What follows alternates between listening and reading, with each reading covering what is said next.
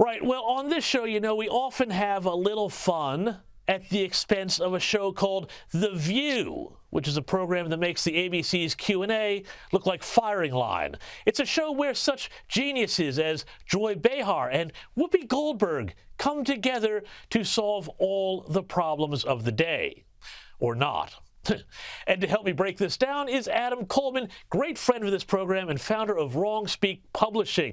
Now, Adam, thanks for joining us, and let's have a look at what happened when one of the hosts on this show, Sunny Hostin, offered her view of why communist China just ain't that bad. And so as a woman of color with a 6'2" black kid in college and a 5'7", 5'8" black kid in high school, I don't see that part of American exceptionalism. I'm sorry. No. I think this country has a lot of problems that could be solved. Yes, maybe they're putting Muslims in jail in Afghanistan, I think you mentioned, and China. They're putting a lot of more black people in jail here. So they're saying there that China's internment camps for Uyghur Muslims is, fine because, hey, America's got its own race relations problems. Adam, what do you make of that? That's what I make of that. I think it's funny. Actually, obviously, the ridiculous part of comparing black people being in prison compared to, the Uyghurs being in prison in China just for existing, is to assume that every black person in jail is innocent. That's like the unequal comparison there.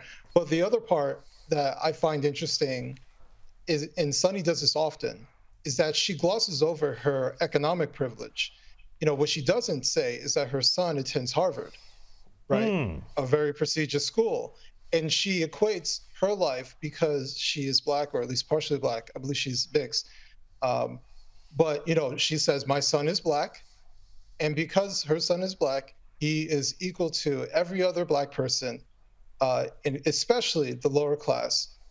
And they just gloss over the fact that she has amongst the most economic privilege of any American, just so she can score some sort of points as far as being a victim in American society.